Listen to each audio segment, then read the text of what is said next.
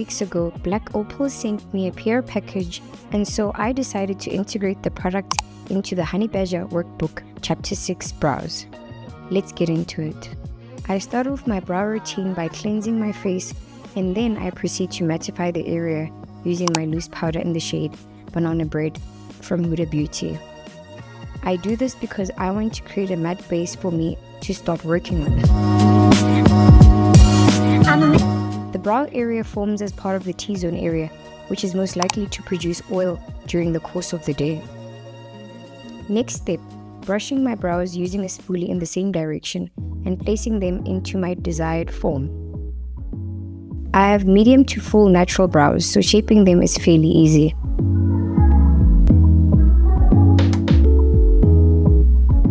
To ensure that my brows retain their shape throughout the day, I use a brow gel or serum to hold them into place. The brow serum I'm using here is from L'Oreal Paris in the shade Brunette. The key benefit of the serum is that its formulation holds your brows in place and gives it a light tint, practically doing 80% of the job for you. Using my brow pen from L'Oreal Paris in the shade Brunette, I start off by creating a line right underneath my natural brow, starting and ending where my natural brow is. Create the same line above, this time starting slightly away from the beginning of the brow to avoid a boxy brow look. Fill in the brow using soft feather-like strokes that mimic the natural brow hairs. Using a lighter hand as you move towards the front of the brow.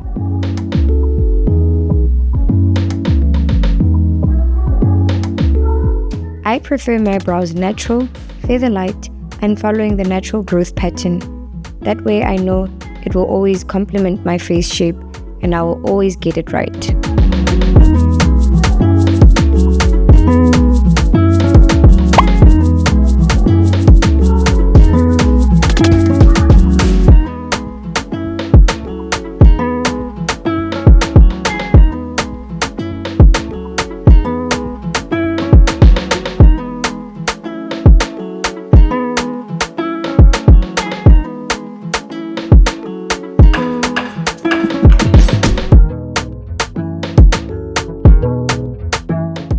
Now, let's clean them up.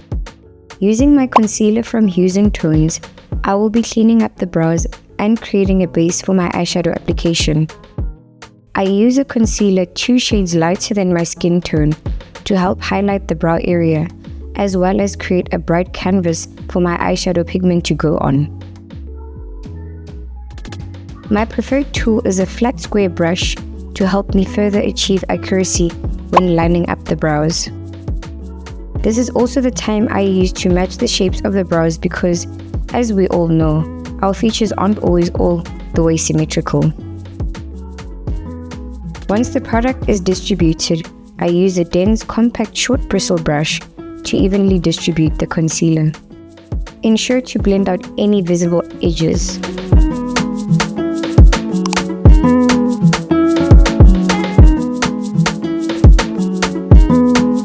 To complete the brow application, clean up the top using your foundation instead of a brightening concealer to ensure a seamless blend.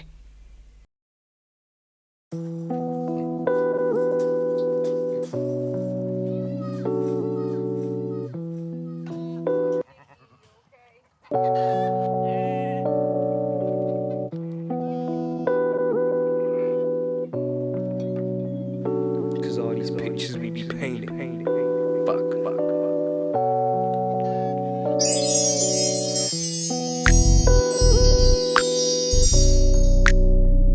Hey Flow Babes, welcome to chapter 6, which is brows. If you've made it this far, congratulations, and if you've missed other chapters, scroll down now. Usimolile ko chapter 1 because you've missed out on a lot. I've broken down each and every chapter in the workbook, done a little photo shoot as well as descriptive videos on what the chapters are about. I'm also going to be integrating some PR work products that we got a couple of weeks ago from Black Opal. I received some foundation sticks pressed powder and matte lipstick. But today I'll be showing you how I'm going to integrate these 3 products into this look. As you see, I've done my eyeshadow, my liner, blush and foundation.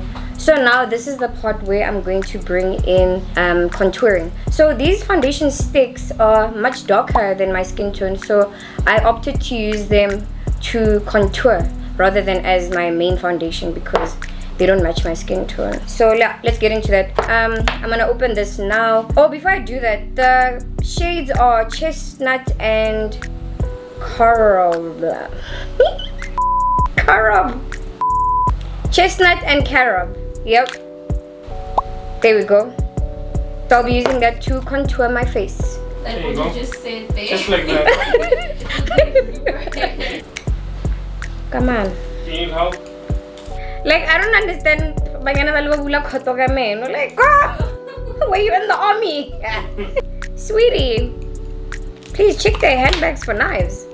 Okay, so of the 2 shades, the darkest one the darkest one is chestnut. So I'm gonna start by doing my contour placement. If you don't know your placement points, refer to chapter 4. I'm gonna do my contour placement, and for those that know me, I usually do powder contour, but doing cream contour can also enhance the look a bit more. So that's what we're doing today with our foundation sticks, and then you use your angled brush to blend. I don't do too much because I like my contouring to be very subtle, but if you're like a more dramatic look, then you're welcome to do the most. So I really like these foundation sticks because they are so creamy and easy to blend. They don't dry out very quickly. Oh, and they have SPF 15, so that's a bonus. Anything with SPF, give me 14 now. Sun protection is key. So over here, we like products that care for your skin. Period. Okay, now that I've contoured the circumference of my face, I'm going to do a nose contour. And I'll be using an angled brush, and I'll be tapping into my foundation stick. What I also like doing is, if there's excess product on the brush, I just kind of tap at the back of my hand to control how much I put on my face at a time. And then I'll just go over what we've already done here with the eyeshadow and further snatch my nose. So with contouring, I like to be very light-handed and controlling how much I put at a time on my face because I don't like a heavy-handed makeup look. Alright, and that is contouring using my foundation sticks from Black Opal. Yeah, I like how it looks. Okay, do the clap again. Hey guys, so I am back, and as you can see, something's in the oven. So I'm going to contour with my pressed powder. Smokin' Topaz is what it's called. It's the shade name. And exactly where I applied my stick foundation for the cream contouring, I'm gonna go over it with my pressed powder. It has a mirror. So convenient for your purse. Okay, so I'm gonna take my little brush like that, and I'm gonna tap into the pressed powder. Remember to tap off the excess. And then exactly where I had applied my cream contour, I'm gonna go over it with powder. Remember to apply a little amount at a time so that you can control how much you put on your face. You also don't want to like excessively like contour your face, otherwise it's going to look very dramatic. But I mean, it depends on the type of look that you're going for. But for my preference of makeup style, I like it very subtle. I like it there but not obvious. The whole point is to create an illusion that there's a dark shadow along the circumference of the face, and to also just snatch and bring in that warmth on your face, because as you can see, after highlighting, your face is very like overblown. So you just want to bring in that warmth back by doing your contouring. I'm also very light-handed with it, so you know, you can tell that the shadow is there. You can tell that the shadow is there without having to have those obvious lines across the side of your cheek. So now I'm going to find an eyeshadow brush, and I'm going to mattify that area where I applied my cream contour. So I use a brush like this, an eyeshadow brush, and then I do the same application process, tap off the excess, And then using like circular motions, I'll just run my brush along that area. So I'm very light with this part as well because it can go south real quick. So a little goes a long way actually. What I actually like about the texture of this part is that I can actually use it for eyeshadow. So actually stay tuned. I'm going to apply this as eyeshadow for my next reel. How's that? So I really like multi-purpose products because you save in terms of your makeup kit. So you don't really have to have like 1,000 eyeshadow palettes. You can multi-purpose your makeup kit. So there you go. There's my contour. It's quite evident when you turn your face opposed to seeing those explicit lines. Like I said, it's just a preference, but you're welcome to go about it the way you feel is best. Thank you, Black Opal.